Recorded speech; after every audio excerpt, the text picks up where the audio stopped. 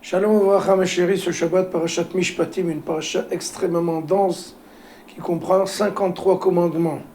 La plupart des commandements de cette paracha, ce sont des commandements entre l'homme et son prochain. Vous savez, le service divin a deux axes. Il a l'axe horizontal et vertical. L'axe vertical, c'est entre l'homme et son créateur. L'axe horizontal, c'est entre l'homme et son prochain. Il faut faire très attention. On a parfois l'impression que l'important et l'essentiel, c'est entre l'homme et son créateur. C'est pas vrai. Entre l'homme et son prochain, ça a la priorité. Notre paracha commence. Et là, Mishpatim Asher Tasim Lifneim. Voici les commandements que tu exposeras devant eux. Ça veut dire, nos sages disent devant.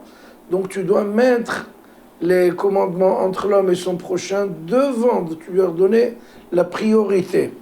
Et la preuve, dans les arches de la loi, on a le côté droit, c'est Anochi, donc tout ce qui comprend l'axe entre Akadosh Baruch Hu et le Créateur et l'homme. Et de l'autre côté, c'est l'homme et son prochain. L'otignov, tu ne voleras pas, tu ne convoiteras pas. Et vous avez fait attention que de ce côté-là, entre l'homme et son Dieu, c'est des lettres toutes petites, parce qu'il y a beaucoup de textes. En revanche, du côté gauche, c'est l'otirtzach, l'otignov, ce sont des lettres majuscules et très grandes. Donc ce qui est le plus fort, donc plus grand, donc c'est le plus important. Et il faut faire très attention. Et le Havetz Haïm avait dit un jour que les gens font très très très attention de ne pas manger un ver de terre qu'il y a dans les légumes ou dans les fruits, mais d'avaler son voisin, il n'a aucun problème. Il faut faire très attention. On raconte que le Rav Shach c'était le leader des Litvak à Bnei Brak. Il est décédé en 2001, il y a 24 ans. Une sommité de Torah qui a fondé la yeshiva de Poneovitch, et il a des dizaines de milliers d'adeptes.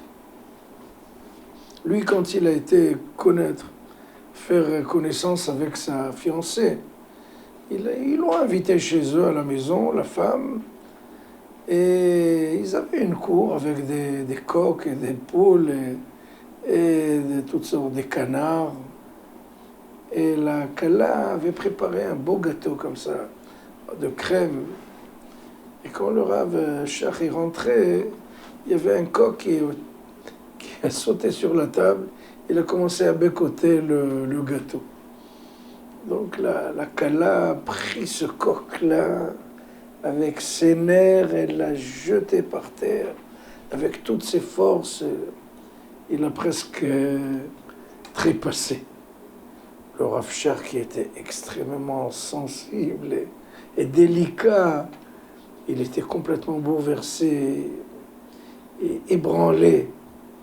Maintenant, il ne va pas lui dire qu'il ne la veut pas, après avoir fait une chose pareille.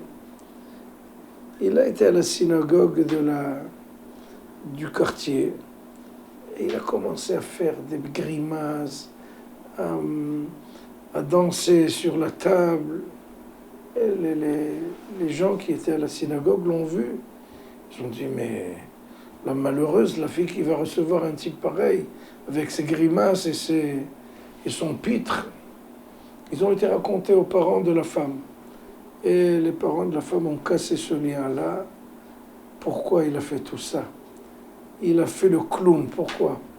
Pour ne pas, justement, offenser, pour ne pas déshonorer la jeune fille, même si elle a fait quelque chose de... Et pour dire que c'est lui le problème, mais pas elle. Tout ça pour ne pas, chas v'shalom, vexer, blesser. Et c'est ça le commandement que Dieu nous... Ifnehem, ça a la priorité. Il faut faire très attention entre la connexion entre l'homme et son prochain. Et le monde fait beaucoup plus attention entre l'homme et son créateur, ce qui est très important, mais le plus important, c'est entre l'homme et son prochain. Shabbat Shalom.